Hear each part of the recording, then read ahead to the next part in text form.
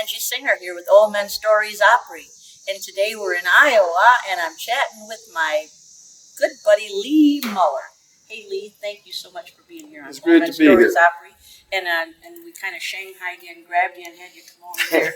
And I appreciate that because it's we're down here at the National Traditional Country Music Association 40th Annual Festival in Lamar's, Iowa. Almost ran out of license plate. Oh man, that's a mouthful. But you've been coming here a long time, haven't you? It's my 20th year, yeah. 20th year. And you pick with everybody? Oh, pretty much. Or I have picked with about everybody. I play with a few select ones now and then doing my own shows. And enjoying every minute of it, though. Oh, that's great. And people seek you out and want you on their dance card early. It humbles me. Yeah, so you get I'm a pretty popular guy, I guess. So they say. So they say. I don't know what think otherwise. I'm just an only child from the middle of Kansas. You know? I was going to say, where are you from? I live in a You're little from town. everywhere, I know you said. I've lived all over the United States, but I was born in Emporia, Kansas. I live 7 miles away from Emporia now, in a little town that I was raised up for the first 3 or 4 years, called Americus, Kansas. You spell it just like America, only you cuss the end of it. You cuss on the end of it.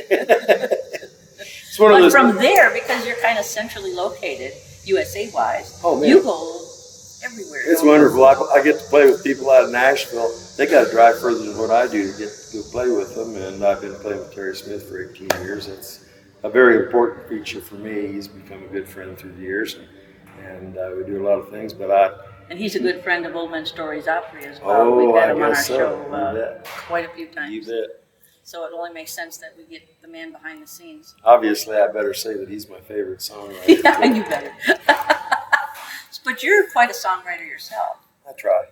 So you've written a lot of songs? Sometimes I'm just trying. Aren't we all? Aren't we all? Oh, yeah, hasn't everybody written a lot of songs? I mean, a lot of songs that have been written have never been written down. It's the biggest problem. They get in somebody's head, and like driving down the highway, you come up with a great idea, one-liners, two-liners. Say, should have pulled over on the side of the highway. By the time you stop somewhere, it's By gone. the time you stop someplace, it's a fleeting thought. That's all there is to it.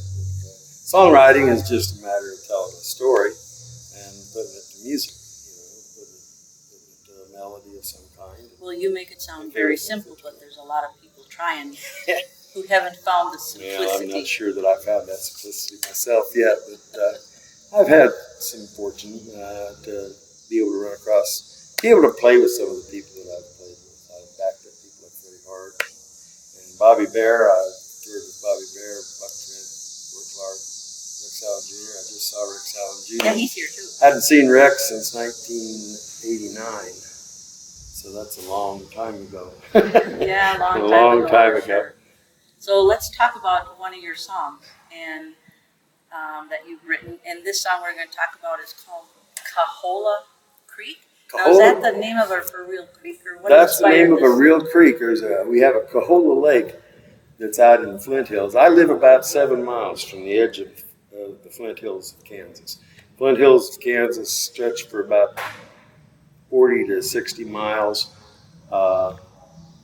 west of Emporia, Kansas, over to about almost to Newton, Kansas, and then from north border of Nebraska and then back down to the south border of Oklahoma and Kansas. And it's called Flint Hills because it's calcium carbonate formations, and the high pressure from the rocks and everything caused this calcium to form, but it also had this molten, very hard flint-like rock, which is called flintstone.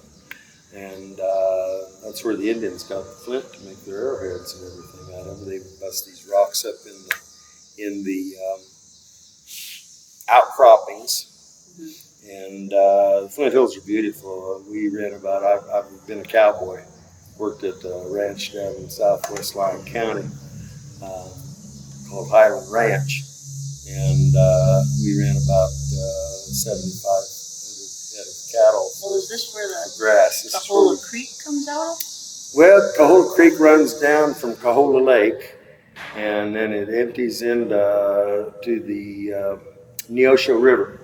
And you were sitting there and...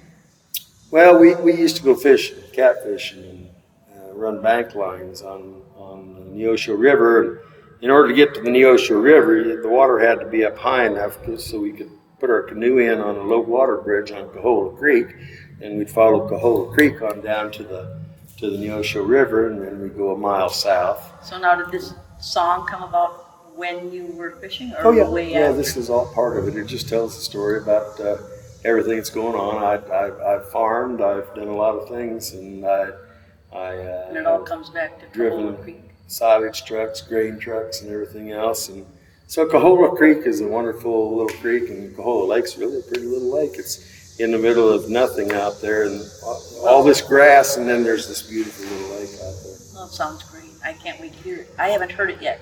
So let's give a listen to Kahola Creek by Lee Muller. Thank you.